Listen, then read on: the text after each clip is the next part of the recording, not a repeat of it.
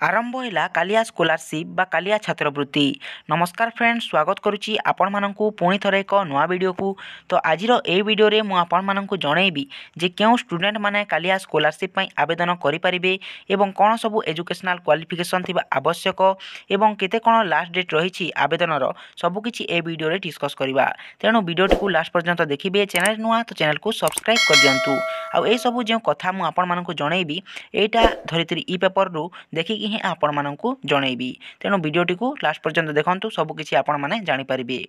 तो पिला माने गोटिए कथा कहिबी, जदि आपण जने स्टूडेंट रहंती ताहेले एठारे मेंशन करा जायछि जे एही योजना रे सरकारी शिक्षानुष्ठान रे वृत्तिगत वैषयिक शिक्षा लाभ करुथिबा कालिया हिताधिकारींक पिला माननकु कालिया छात्रवृत्ति प्रदान करा जाउछि।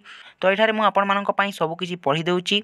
आजिठु कालिया छात्रवृत्ति आवेदन ए पेपरटी हेउछि 9 तारिख रो। तो एठारे सब किछि मेंशन करा जायछि। तो सब किछि मु आपण माननकु जणैबी। कालिया छात्रवृत्ति पई मंगलवार ठारू आवेदन आरंभ हेबो, जहाँकि ऑलरेडी होई गलानी। गत 9 तारिख रु आवेदन प्रक्रिया स्टार्ट होई गलानी। 31 तारिख पर्यंत आवेदन रही। तो आवेदन करें www.scholarship.odisha.gov.in पोर्टाल रे जाइकी आपण माने आवेदन करें। तो कौन क्वालिफिकेशन थिले आपण माने आवेदन करें, क्यों पाठ पढ़ुले आपण माने आवेदन करें, सेटा मध्य आमे डिस्कस करिबा। तो एठारे मेंशन कर जायछि जदि आपण कालिया छात्रवृत्ति पई आवेदन करिबा पई चाहुचंती ताहेले कालिया छात्रवृत्ति पई ग्रेजुएशन स्तर रे बीबीए और बीसीए पाठ्यक्रम शामिल कर जायछि। तो बीबीए एवं बीसीए करुथिले आपण माने ए स्कॉलरशिप पई आवेदन करि परिबे। तापरे पोस्ट ग्रेजुएशन स्तर रे वृत्तिगत किंबा वैषयिक पाठ्यक्रम जथा MTech, MS, MSc, medical science रे पीजी पाठ्यक्रम, एमबीए, एमसीए, एम फार्मा पाठ्यक्रम को मध्य एथिरे अंतर्भुक्त करा जायछि।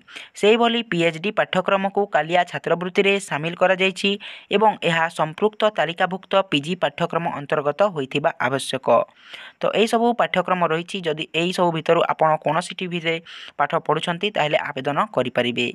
तो सर्वाधिक 4 वर्ष पई वृत्ति प्रदान करा जिवो एवं एहा केवल राज्य भितरर सरकारी शिक्षानुष्ठान क्षेत्र पई लागू हेबो।